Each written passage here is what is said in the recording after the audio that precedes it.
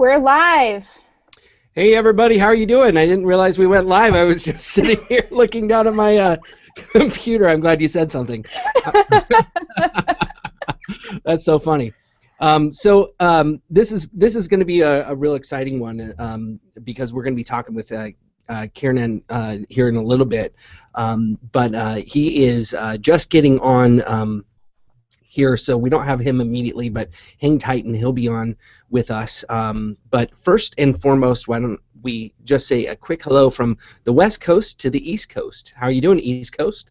I am doing very, very well. It was great to see you last week. I got a chance to visit Pure Matter HQ, which I was know, how funny is awesome. that? We, Seriously. one day we're in the same city, and the next we're back on the coast. I know, I know. I don't think we can be in the same time zone for too long. I think there'd be like a cosmic issue at this point. So, yeah. No, it was Well, great. we certainly didn't get enough time to catch up, and so it's funny how we get to do that actually here every Monday Yes. at noon. For sure, we probably spend more time on these than we get to in the same city. So Susie, today we're going to do something kind of fun, and to everybody else out there who's watching. As I mentioned before, Kieran is coming on pretty soon, so hang tight there. But one thing we're going to do that's fun today is we are going to give away these books. So these books are written by Shell Israel, my friend Shell Israel. If you're looking for his Twitter handle, it's at Shell Israel, and it's spelled S-H. Here, I'll just put it right there, at Shell Israel. And his book is called Lethal Generosity, Contextual Technology and the Competitive Edge. Shell is, if you don't know him, he is a prolific writer. This is, I believe, his fourth book. I could be wrong there. I know for sure it's his third. That sounds great. Yeah, and he speaks and writes about technology and its impact on business and life. He's been a keynote speaker on all continents not covered by ice, he says. So that's pretty specific. Two works for sure are Naked Conversations and The Age of Context, which he wrote with Robert Scoble, and now he has Lethal Generosity, which is pretty similar to what we're going to be talking about here today, which is the Internet of Things. So as you look, he talks through some pretty important things like internet stores and location and Uberizing things. Let's see here, open source generation, trust throughout digital natives, why millennials matter. There's a chapter on why millennials matter. Wow, an entire chapter. That's pretty awesome. That is very impressive. I And feel so, valued. Very what's that? valued. I I feel know. very valued. Thank you, Shel. You should, because it's the second chapter, so he didn't waste any time getting to it. So anyway, we are going to be giving this book away today, and it is going to be a raffle. It is signed by Shell, and all you have to do is tweet, and your tweets are going to be thrown into a raffle, and then we'll pick one out and make sure that we give a book away. So that's going to be kind of exciting. So again, if you want to throw a tweet out to at Shell Israel, please feel free to do so. We are also, since we're waiting for Kieran to join us, we're also going to be talking a little bit about just what's going on in the collaborative economy. Some of the things, and as you know, he works at Belkin, and some of the things that he's talking about at Belkin or working on at Belkin really has to do with one of his brands, which is called Wemo. Wemo is a connected. It's basically all the devices that help you connect your home to your digital life, and so we're gonna get to talk about that hopefully when he is able to join us. Now, one of the things I'm curious about, and Susie, I have a question for you on that, is do you have any devices that have connected your home to your digital life, or are you completely traditional when it comes to a light switch and an electric plug? I am traditional mainly because I rent. Oh, okay. Yeah, so it's definitely, it would probably be on my to-do list. I love the Nest concept. Also, I will say too, though, it probably would have made more sense when I lived in California and electricity was so much more expensive. So having that control, I could totally see all that working. But yeah, Yeah. at the Well, the moment, nice thing with the Wemo brand is you can buy these little devices, and they will actually connect right into your electric plug, and then anything you plug into them makes it into a digital device, a digitally connected device.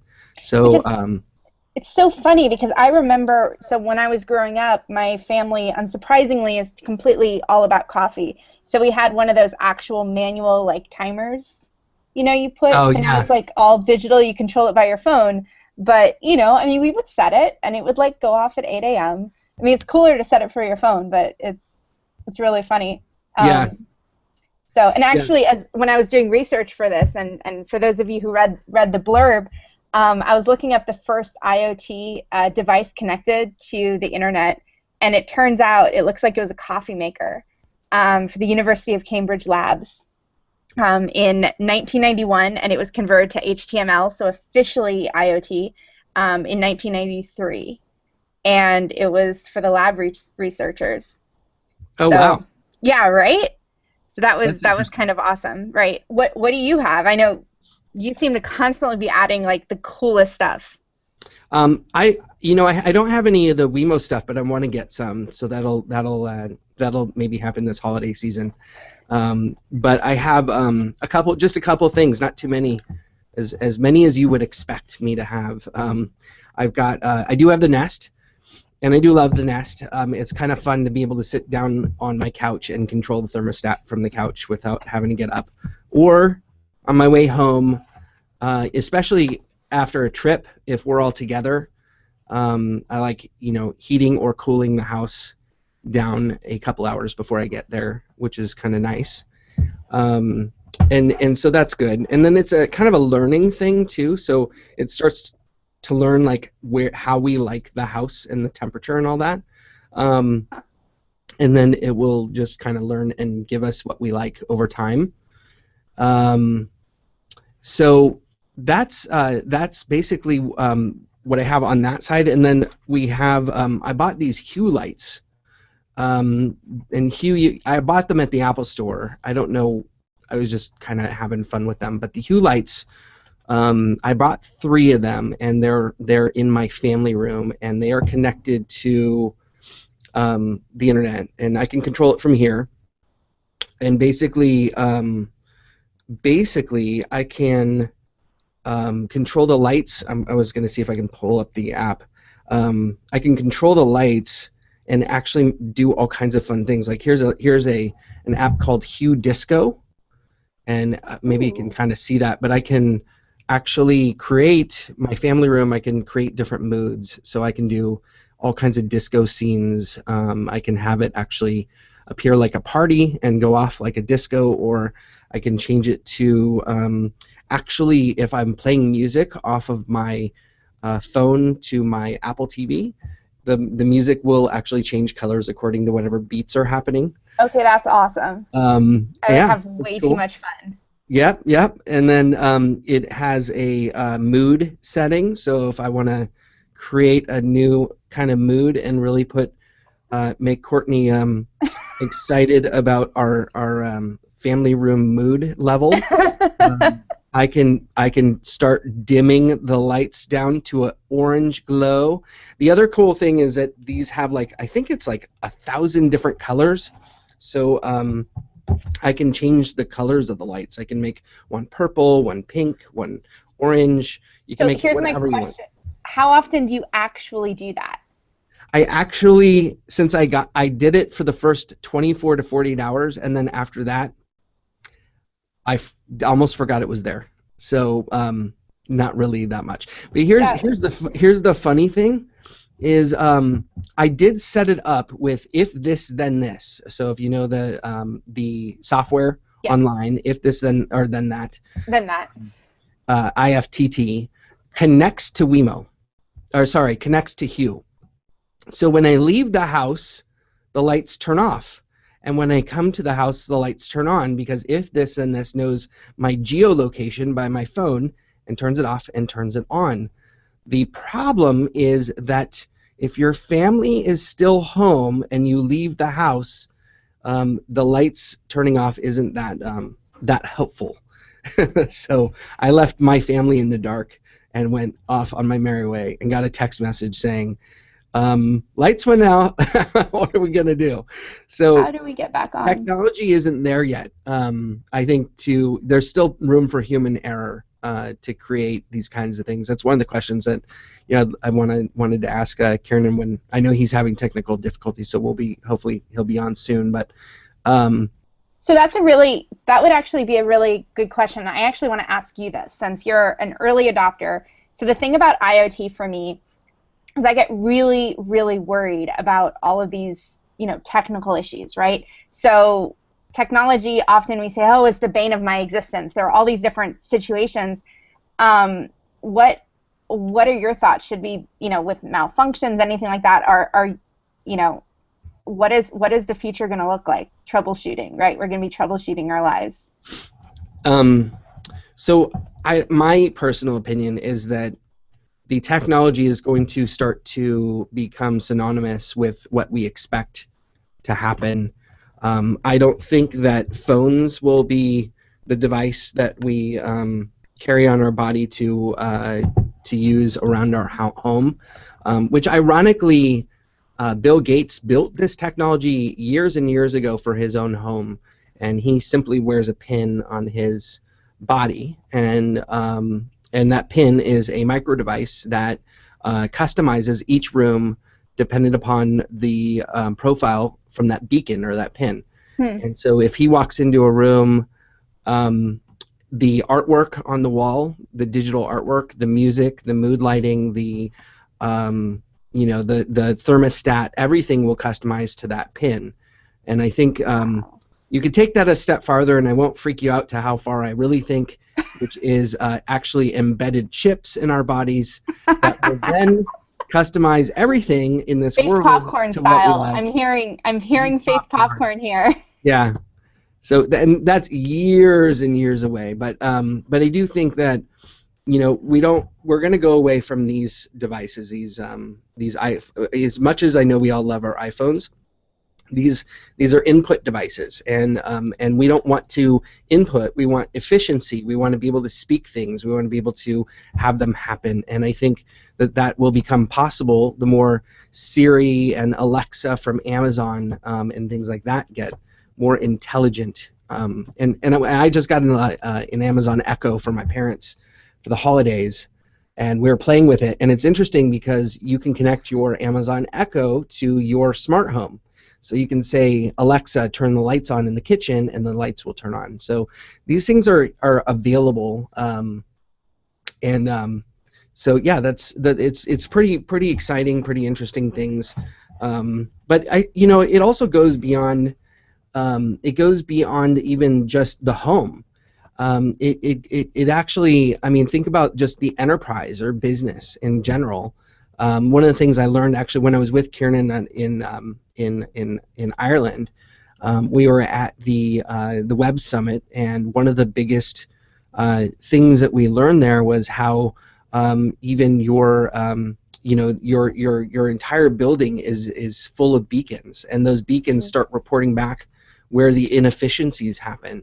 And so, architecture and building and construction or maintenance on your HVAC, is especially for how much we spend on energy efficient buildings or homes.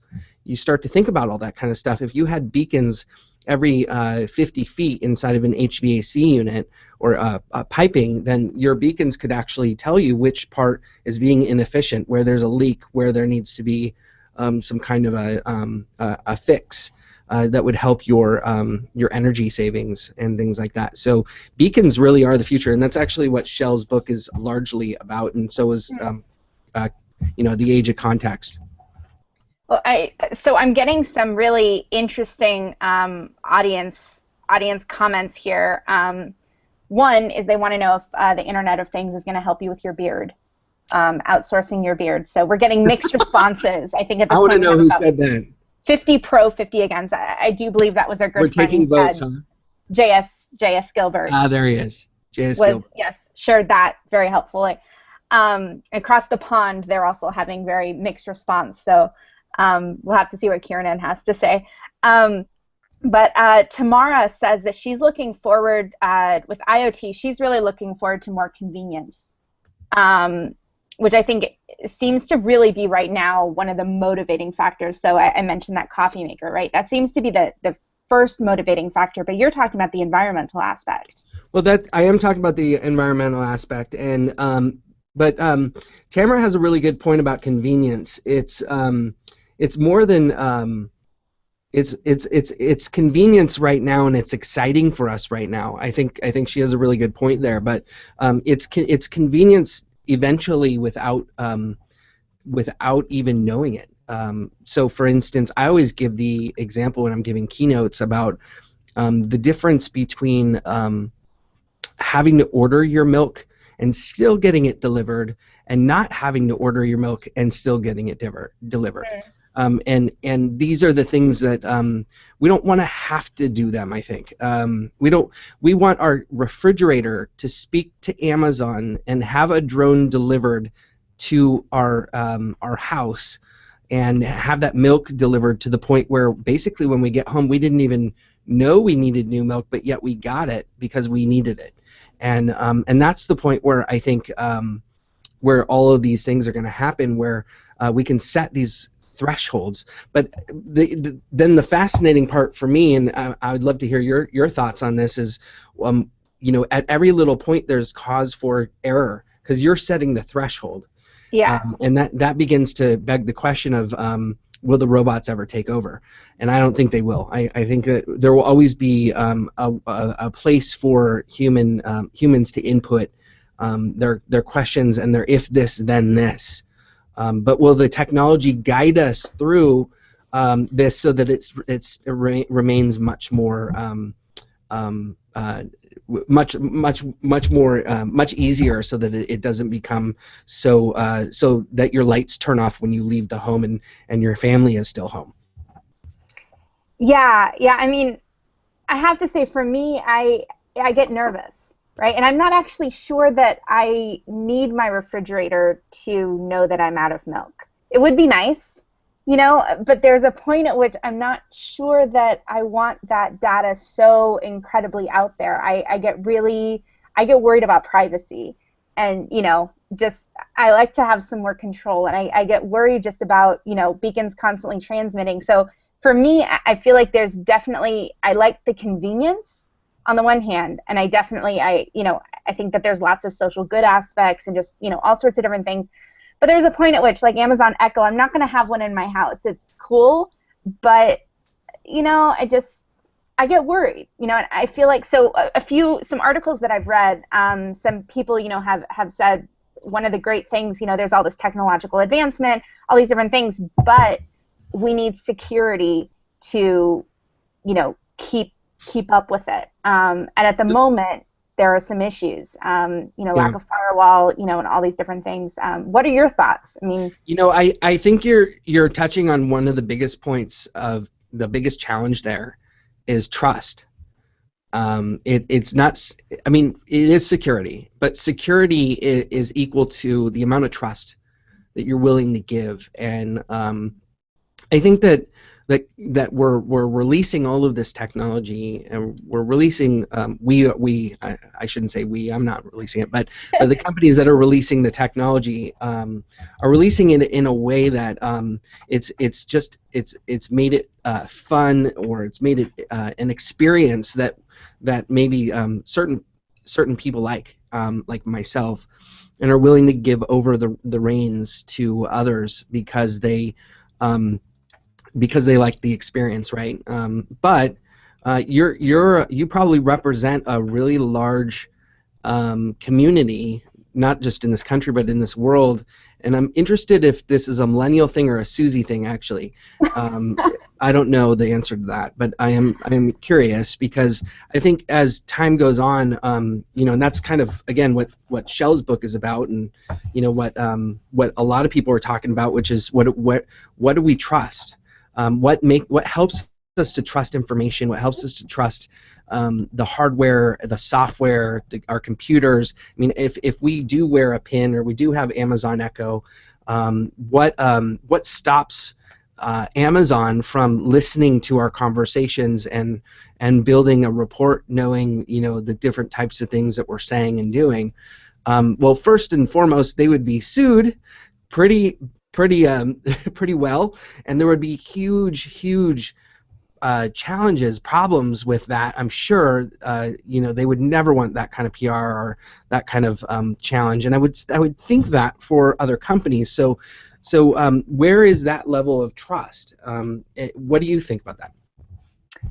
I get nervous about the idea of bad publicity and lawsuits, because there's an idea too where you see this in already. There's the threat of lawsuits, or even fees are built in as a cost of doing business for some companies out there, right? So they get, there's malpractice or whatever, and it's just completely built in.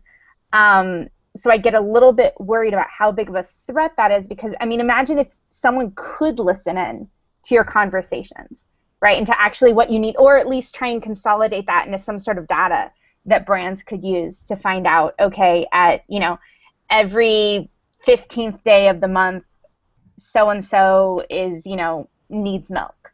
Even that data point is pretty powerful. You already get that for ordering, but maybe you could do, a few more, maybe some analysis, or different things like that, and you can still kind of get at that data and be incredibly powerful. I would just be I guess I have a more negative view of human nature. I feel like there would be some way to get, around it. And, one interesting thing, just to bring in is we also have the issue of hackers, right? Mm-hmm. Getting in and controlling this. There's concerns about them controlling, hacking into cars. They've already successfully demonstrated that they're able to do so. And why not hack into an Amazon Echo? And then all of a sudden you have a listening device. Sure. So I totally agree with the trust issue, and I do think that is going to be so incredibly important to get this widespread adoption. I know I saw some articles when Amazon introduced the Echo, kind of identifying this as a chief issue. I'm not sure. Yeah. Yeah, I think there's some interesting questions here from some of the some of you guys. Stephen, nothing can be trusted, but everything can be understood, and humans can be authorized. Trust always has to be earned for the better. From Cheval. Sorry if I say your name wrong. Eiley, I believe. Great point, Susie. What's the biggest risk associated with IoT? What do you think, Bryan? Actually, let's stop on that one. What do you see as the biggest risk? I think that the biggest. So my answer, I think, is going to be different than most. I think most people are going to say security breach and trust and so on and so forth. But my answer is actually more around being complacent and trusting that trusting the technology so much to do the job that we used to do, and not being we're basically taking efficiencies to the nth degree, and to the point where we're not using that time wisely for new things. Like if we can automate so many different things, it shouldn't displace other things. It should help you to accomplish more. And I wonder if a lot of these things will help us to become more efficient, but will we take advantage of it? Right. So it's almost would you say it's kind of the loss of skills issue that we have sometimes? Remember that movie WALL-E? Yes. Did you see it? I didn't see it. It kind of I felt like the robot would make me cry, and I don't like. Oh, it's a good movie. You'll like how it ends. So yes, that's what everyone tells me. But it's that moment of being like left on Earth. It's kind of like my biggest fear for some reason. It's like a childhood fear that everyone leaves the Earth and I'm left. And like the preview really freaked me out. I think we're turning this into what we should get you a couch and we should talk a little bit more. I was Okay. gonna say. Um, so, Let's talk about my neurosis. Do but you have 10 hours? but I think if you look at the movie, one of the scenes is this is all the people that were transported from Earth into this ship, and the ship does everything for these people to the point where they're actually carted around on these devices, and they don't even walk. They forgot how to walk because they have these movable chairs, and they have to learn to walk again, and they have to learn to do things because the computer just takes care of everything, including food and shelter and all that kind of stuff. So I don't think it'll ever get to that point, but I use that example to stress how much we perhaps might want to automate in this world versus how much we should actually be doing. Yeah, well, the thing that came to mind, and I guess this is more dark movie, right, is that movie Surrogates with Bruce Willis, where they get such a fear of violence and kidnapping and all these different things that they actually create robots that they control through their minds to actually go and interact. And so then there's a big, once again, relearning how to interact. It's interesting, because we are getting into this realm of science fiction and all of these different concerns. We actually have a great comment here by Mike, by our friend Mike Haberman. Thanks for sticking with us, Mike. He says, we forget that the biggest use of IoT today is not the device-to-human interface, it's the device-to-device, which is absolutely true. So devices talking to each other. It's, Right. massively important out there. And I think the other thing that kind of goes into this, so then Pay Compliment asks and says, how do people see IoT enhancing H2H interactions? And I think that's a great question for you.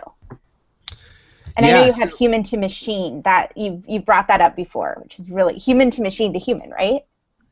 Yeah, so I have it categorized in three different ways. One is human to human, which is the obvious one. One's human to machine, which is like basically putting your debit card into a machine, and the machine never talks to a person and returns your money back to you.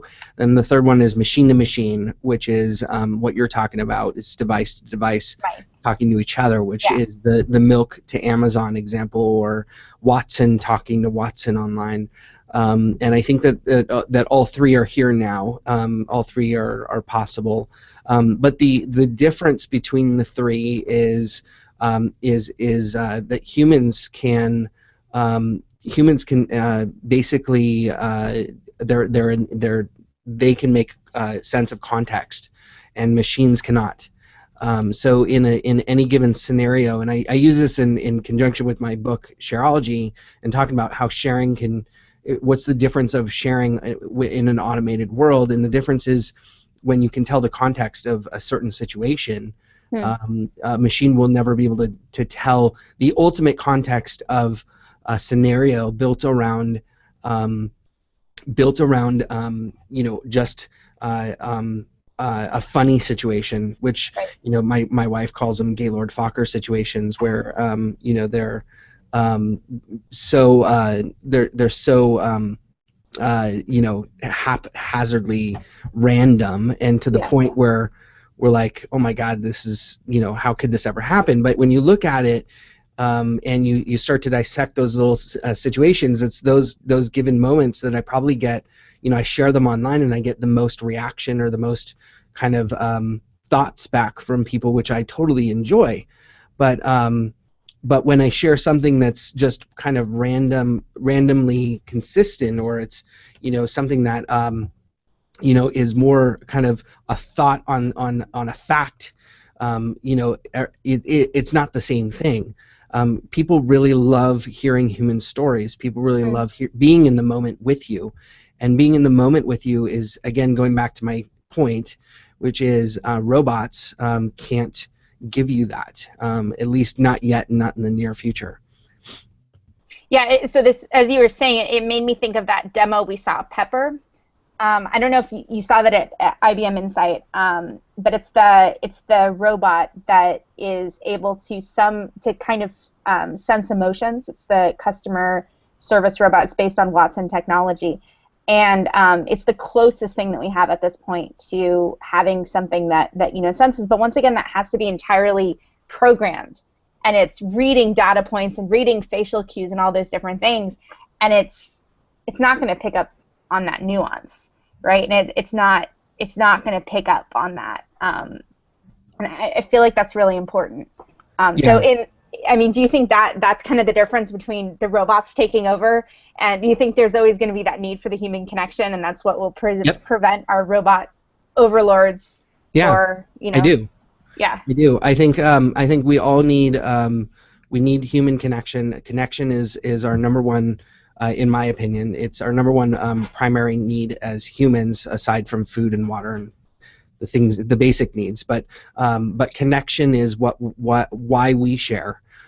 It's everything that has to do with why social media took off as fast as it did. yep, It's everything for why the collaborative or sharing economy is taking off faster than social media did. It's because we, as humans, our basic need is to not only connect but share those connections with others, and in that, what makes them special or unique, what makes a story go viral, what makes something happen faster than other things, is the fact that it has a unique contextual story to tell that is different than anything else. And I mean, you could take it right down to Caitlyn Jenner, or anything that happens in our world that is a unique human story to tell. And and I could prove over and over and over again how those stories take off because they are unique, and there's context around them that makes them so special. And so if you were to find your own unique story and your own thing to tell around you, you too, and I don't mean you, Susie, I mean you, everybody that's listening, but you too, Susie. thank you. It would really, that's the key. It's the transformation that everybody wants, I think, that everybody falls in love with around people that see them doing something special or doing something unique, doing something fun. But when you just regurgitate the same thing over and over, and I'm getting on a rant, but when you regurgitate the same thing over and over, then there's nothing unique around a story. And so storytelling is huge. And I'll stop right there. Let's take some questions. I think I completely agree. I think so. Our buddy J.S. Gilbert, though, has a great question, and I think I know my answer, but I'm gonna pose it to you, put you on the hot seat. What would be the number one process or task you would like to see IoT answer for you? Out of everything, what would you like automated? Or what would I like automated more than anything? What would you like to see the Internet of Things answer for you? I'm taking that as automation, but maybe there's some other concept I'm not thinking through.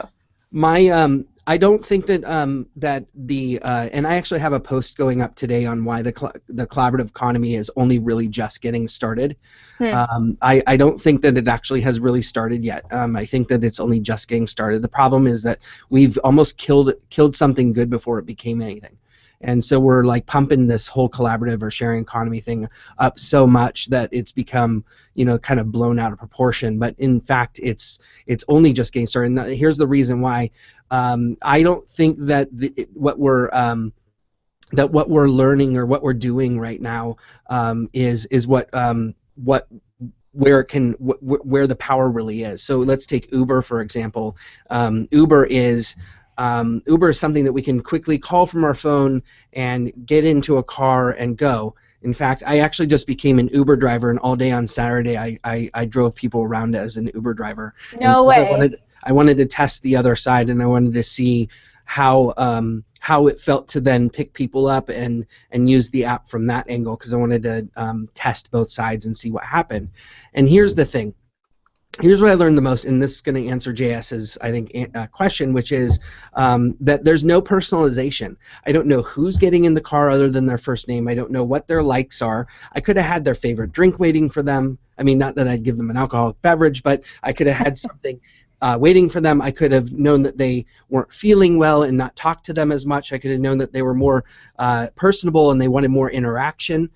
So I didn't know anything about that person, and I could have customized a much better experience. Like, why not tell me it's your birthday, and I'll do something, you know, fun and on my own dime, and just make it a fun experience. Or, you know, so my point is that there's all these different ways, I think, of personalizing or customizing a situation tied in with the collaborative economy. But right now, all it is just an app and a service. But we're missing the personalized value of what that can bring. And what does that mean? That means that, well, American Express maybe ties in, and they're already a partner, but maybe that ties into Uber, and now Uber can be filled with all that great data and that rich data, so that the drivers know what they can do that would make that experience better. What will this do for Uber, and what will it do for their financial aspect? How much more money can we make by doing that? Probably not a lot, if you break it down, because how much is a smile worth? When you look at, you know, somebody inside of a car smiling because he did something nice versus, you know, something else. So these are the things that we have to actually discuss, I think, and personalize more around collaboration. What are your thoughts? Well, so direct response to that, of course, my concern, once again, would be privacy. So this has been a huge issue with Uber, is drivers getting a hold of actual personal information, just something like a Facebook account, and then you've had stalking issues, right, which has been a big issue. So it's hard, because every time you want to create like a customized personal experience, which I love, like the sharing economy, all these different things. So for every Bryan Kramer, there's a super creepy stalker guy, which makes me, when I get into the car, just want to be like, don't want to talk to you, like, you know, hey, not sharing any personal information, which is maybe part of the issue, right? When you're talking about the sharing economy, you're talking about that trust issue, once again. So I'm finding that interesting that we're kind of coming back to that. I think, so there's that. I think as far as, you know, IoT is concerned, I feel like there are lots of different options for social good with IoT. I know that there's some really amazing things being done for, you know, people who have disabilities. You know, I know that there's just some ways of, you know, amazing opportunities to really connect people who wouldn't otherwise have connections. And I'd love to see more kind of attention and emphasis really be getting on that, because I feel like we get so excited about these convenience things and, you know, all the future of, you know, how we can better our lives, right? But there are just so many people who could really be, you know, assisted by these different types of technologies. So that's what I'm excited about on the one hand, but then on the other hand, I really just want a drone that brings me coffee. Is kind of my ultimate goal in life at the moment. So, you know, there's the altruistic side, and then there's the other side. Well, there's a lot in store, and we're really we're building things as we're flying. We're building things as we're flying the plane right now, and I think it's important to say that none of these things are going to happen so fast that we're going to lose our sense of self overnight. The technology won't get there that fast. It's going to happen over time, to the point where trust is going to be built over time. You know, a drone is not going to drop off milk to our house tomorrow. Uber is not going to have access to our information to give us these things tomorrow. These shifts, these things that are happening, are going to happen, you know, very slowly. And when I say slowly, I mean faster than other things like the printing press, but slow enough that that we'll have a chance, I think, to be okay with it. And I mean, if you look at what we're doing right now versus what we're doing, you know, 5-10 years ago, we're trusting the internet, we're trusting video, we're trusting Twitter, we're trusting all these different technologies, tools, and things that are being placed into our hands to be able to do this. So I think trust is something that has been earned and will continue to be earned. But now then take the flip side to this and think about maybe safety and security. I think Mike Haberman made a really good point about what about trust with a passenger getting into an Uber car. Yep. Oh, I think Kieran just popped on. Kieran! Hey! Hey! Oh, cool. Let me just close the door. But I'll finish up real quick and say, what about trust? Actually, you know what? Let's dive right in. This is Kieran. Yeah. Kieran, how are you doing? Good, guys. How are you doing? Good, good. We've been making up all kinds of stuff until you got here. Excellent. Been tuning into the Bryan and Susie show. Excellent, excellent. Hope you enjoyed it. Hey, let's jump right in. Why don't you?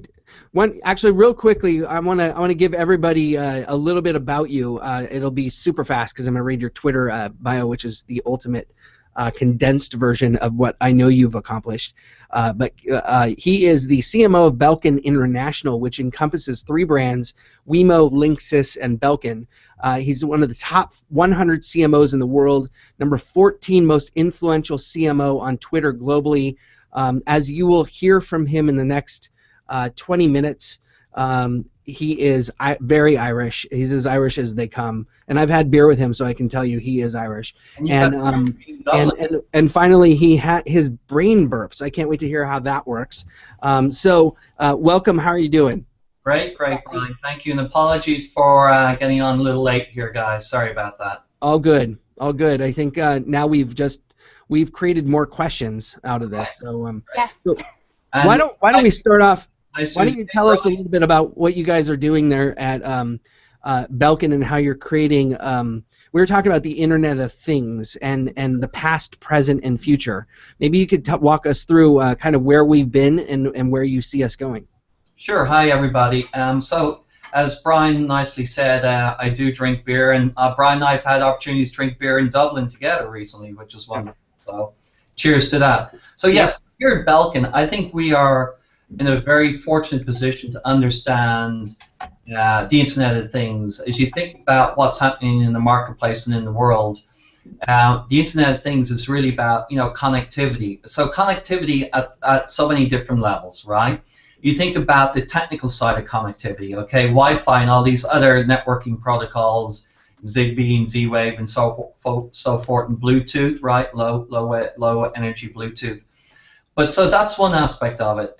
Us, here at Belkin, we've got the 3 brands you talked about. Networking is a big part of our heritage, both on the Belkin side. We acquired Linksys a couple of years ago.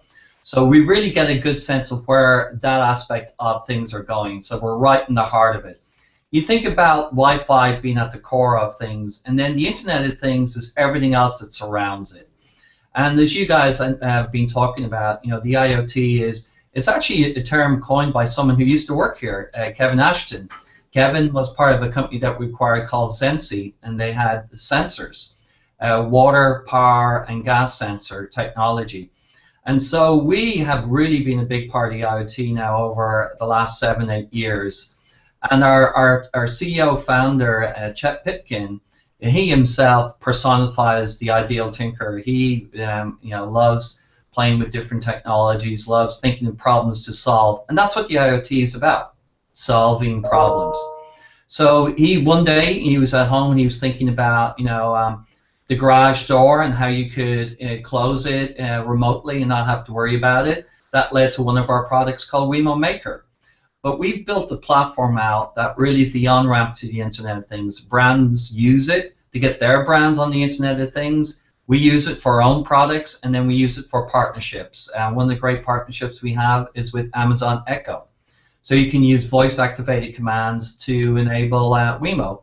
Turn your lights on, right? That's a great thing, Dim the lights. Turn on the crock pot. Turn on Mr. Coffee, right? All those great things that you could or would want to do will be happening within the Amazon Echo platform. So we were talking about about the idea of trust. One of the biggest challenges that we were expressing here just before you got on is how much do we trust the and by the way, I just got my parents an Echo here actually for the holidays, and so they're gonna love it. They're gonna love it. Yeah, they're it should be pretty interesting to see how they do with that. So my what we were thinking is when you put something like that in your living room, Susie was thinking that she would rather not have an Echo, and Susie, you can talk about that a little bit, right? Yeah. I don't like the idea of something listening.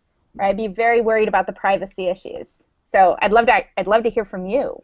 Yeah, and I would actually buy an Echo and every other device and every drone and everything, and I'd stock my house full of the Internet of everything and wall-to-wall lining. But there's different thinking. There's a different thinking here across the board on trust. And what do you think about that? Will it be something that brands have to instill in the customer, or is it something that the customer is just going to have to instill in themselves? Like, how do you see that working? I think it's a little bit all of the above, right? And so when you think about it, trust is something that's paramount for brands. If you lose trust, what else do you have after that? Now, to your conversation about, everyone's got to use what they're most comfortable with. No one's making you use Amazon Echo, right? So that's the choice you have, which is a wonderful choice. A lot of people are very comfortable about using it. Bryan, you're a great example, right? That what happens is the benefits outweighs any of the concerns that people have. And so really at the end of the day, when we think about the IoT, we think about a couple of different levels, okay? We think about it, as you get a device that you're onboarding, we think about the activation, we think about the participation, and then we think about the satisfaction, all right?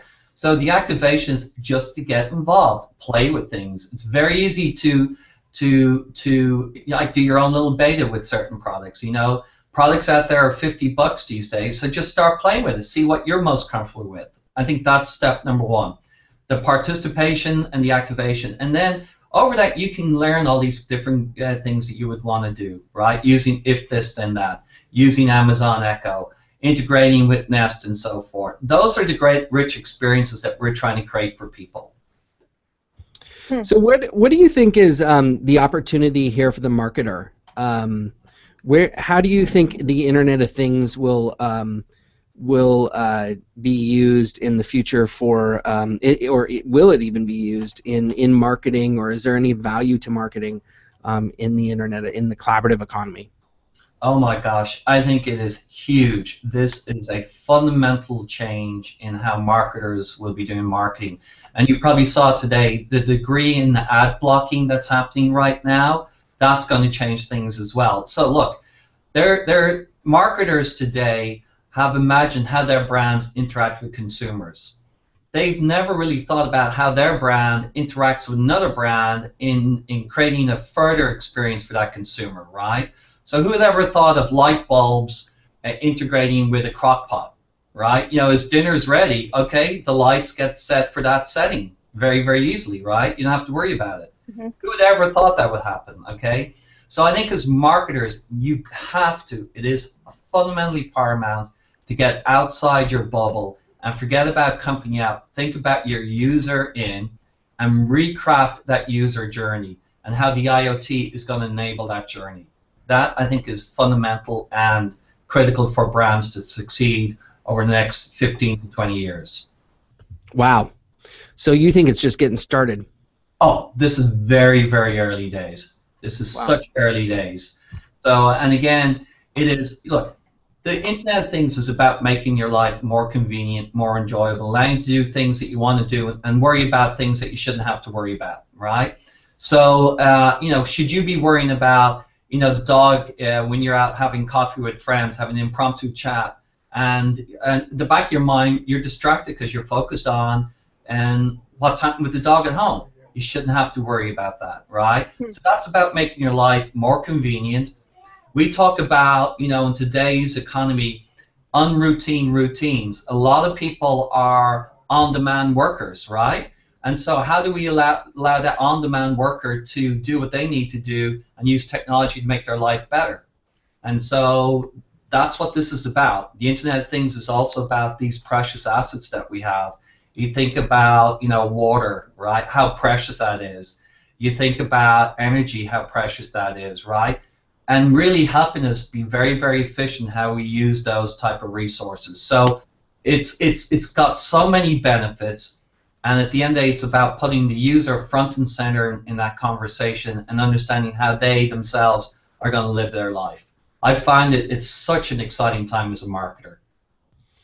So, give us a sense as to what's coming. I always use the example of the milk being delivered with drones, and it's ordered basically as your refrigerator says to to wherever, to Amazon, hey, the milk's empty, and you've set a threshold, and that threshold says, hey, yeah, anytime the milk gets down to X, just go ahead and order it. There's a chance there for human. Well, I should ask you this as a question: is there a chance there for human error, or is everything going to be so automated and user friendly that the Internet of Things will be so easy to use? So we are still very much in the early days. So that's the first thing I want to preface this. And the examples you use, if something goes wrong with your milk, right? It didn't order milk when it should be. That's not really going to be that important to somebody. It's not like it's going to be what's the word I'm looking for? It's going to threaten their day, or it's going to have such an impact on their life, right? It's such a low energy type activity, right? I order my milk, I'm fine. The things that are real critical to us, we talk about it in the way of do, think, act. So here's a great example, right? You leave your house in the morning, Bryan, and you always close your garage door, right? And so, for sake of argument, you leave one day and you got distracted, you're on the phone with Susie, and you just totally forgot. We could know that you left your garage door open, and we would know that, oh, but by the way, every day you leave, you do shut your garage, right? Mm-hmm. So we've watched your do, we're thinking about what you do, and we're able to say, okay, Bryan, we could text you, or in our app, in message, we can say, Bryan, we noticed that you left the garage door open today. Would you like us to close it for you? Oh, yes, thank you. That's so great, right? And so that's done. Think about the next level, right? So that's giving you a little bit of a peace of mind. But, more than likely, we're all human. That's going to happen again. So we can say, Bryan, would you always like us to close the garage door for you when you leave so you never have to worry about it? Yeah. That's the type of learning that goes into this system, that we understand how you engage with things. And then we also allow for serendipity. Something could be happening where somebody is coming in that day and you want to be able to open the garage door. We can set that and do all those different things, rules that you would like to do. I have that set up with lights at home. I have those hue lights, and I have it set up with if this, then this. And I left the house, and they turned off. But if this, then this needs another question. That question's, is your wife still home? Because it turned off the lights on everybody. So there's still like these little, little things that need to. That's a lot, and we here, at WeMo, we've spent the last 5 years building out this platform for that very reason. We call that conflict resolution, to understand when two people are in that same environment, who trumps who. What action should happen to ensure that experience is still right. So that's the type of learning that's required in these systems. They are hugely, hugely complex. We're still in the very early days of it, but it's very, very exciting, the things that we're going to be doing. We've got just a couple. Actually, we've got 5 minutes left. Maybe if you don't mind, we'll go just a couple minutes over. If you are you okay with that? Yeah. Okay. So please throw out your questions. We'll take maybe one or two questions here from everyone. So throw out some questions, and then we'll answer them here, or ask him your questions. But just before we do that, I guess my question: have you seen WALL-E? Yes, of course. So I wanted to bring this up because I'm curious now, because this is called past, present, and future. Yeah. And in the future in this movie, the people that were shipped off to a ship, a spaceship, were basically they forgot how to walk. They forgot how to basically do everything themselves. They were hand and spoon fed everything, because the Internet of Things took care of everything for them. Now, I don't personally think that we'll get that far, but or at least I hope not. But my question is, how complacent can this potentially get to the point where it's doing everything we need for us? Can it truly automate our lives to the point where it will take over the world? Oh boy! Oh boy! You could I think that's going to be the conversation for the rest of the time. But I think it's very, very interesting today. We're having this chat, and what's in front of the chat are three, two letters and a number, H2H, human to human. And I don't think that's ever going to leave. I think that's so important. I think what the Internet of Things is really about, peace of mind and reinsurance, and doing those kind of tasks that distract you from the most important things, being with your loved ones, being with your family, and living in the moment. I think that's the most important part. So I think people can automate as much as they will want to, or as little as they want to, and that's their decision. But I think the important part about it is it's the benefits that it will bring will far outweigh how things have been done in the past, and that will make people engage the way they need to engage. Perfect. I love it. Susie, do you have one or two? Actually, let's just end on one question. Yes, I do. So this is a great one from Ailey Nielsen. She wants to know, what do you think is one factor or policy change that could accelerate the benefit of the Internet of Things? So thinking to the future, what do you want to see happen? Kieran? One factor, one policy that will change the Internet of Things. Do we need openness? Do we need security?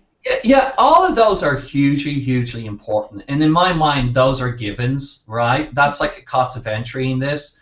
So I really think, it's people's curiosity and enjoying, just getting out and trying. One of the things we see is, actually people with animals. It's a real passion, and allowing to take care of your pets when you're not there. That's a huge thing. So think of humans, right? Your elderly parents, allowing you to understand what's happening with your elderly parents without you having to call them every day to get that voice command, say, yes, I'm alive, right? Send, receive. So those sonar signals we send out to understand what's happening with our kids or happening with our parents, we never have to worry about that. That if there is something to worry about, they will let you know in a way that you don't have to feel it's intrusive. And I think that's a good thing. That would be right there. I'm the IoT skeptic in this chat, right? And that right there is the way to my heart. So, all right. Yeah, I would say, yeah, if I could have a device in my apartment that would listen to my animals. I love that. I love that. Do we have time for one more, Bryan? How are we doing on time? You okay? Yes, go ahead. All right. Okay, last one. We were talking a little bit about, so we have on one side the convenience, right? A lot of these things with IoT. On the other side, though, or related to it, we have a great question from Ralph, who says, sustainability. How do you see IoT helping to achieve net zero waste, water, energy emissions? Well, I think that's the huge benefit of IoT, right? We talk about IoT with the little I, which is consumer Internet of Things. We talk about the industrial Internet of Things. I mean, even today, when you're out and about, particularly evening time, how many buildings do you see with lights still on? It doesn't make any sense, right? And so, like, for instance, with Remo water, that's such a precious resource right now. Water is, and I'm speaking to people from California, and we know what that means. But water is a precious resource around the world. We got to protect it. Actually, the #1 claim for water damage, in homes for insurance companies, is from water. think about the dollar spent on water damage, right? So from a fiscal standpoint, how much that can help the economy to be able to limit or minimize water damage. Then on the flip side, how do you really protect water so you're not wasting it? In people's homes today, in basements, there's a lot of water leakage people don't even know about. That steady drip over time turns into gallons and gallons and gallons of water. So on the low level, in the IoT, for consumers, if we're able to stop there, can you imagine what we're going to be able to do in large industrial buildings to be able to understand the volume of usage and be able to prevent that? I think that's going to be a huge benefit. And we're well on that way. That path is well on its way. Love that. So we could probably keep asking you questions, but we've packed so much into even the time we had with you. So I appreciate you being here. Sorry about any of the technical challenges that we had, but hopefully it's Google trying to tell us something. yeah, it's Google is telling us that someone needs to invent a better alternative very, very quickly. So well, we tried everything, but I'm glad I was able to get on. Excuse me. Yeah, I'm glad we made this work, and and so thank you very much. And one thing I wanted to just make sure everybody knew is how to get best way to maybe get in touch with you. Maybe Twitter. Is that sound about right? Yes, at Kieran Hannon. Great. perfect. And I know everybody has your Twitter handle because they've been tweeting at you. So if you have a moment afterwards and you want to tweet, please feel free to do that. But everyone, please join. Well, actually, Susie, next week we are on hiatus, I believe. Next 2 weeks we are on hiatus. So this is it for 2015, everyone. I feel like it's very fitting that we ended with the Internet of Things. Yeah, we did, and we are looking forward to a brand new year, 2016. Thank you, everybody, for a wonderful, wonderful year. This has been so much fun, and we've already got some great guests lined up for January and even half through February. So look forward to hearing from us on that. Thank you once again for joining us today, and we will see you all soon. Cheers. Cheers. Thank you, Brian. Thank you, Susie. Hey, Thank thanks. you. Happy holidays and very prosperous 2016. Thank you. You too. Hang on there. Don't go anywhere.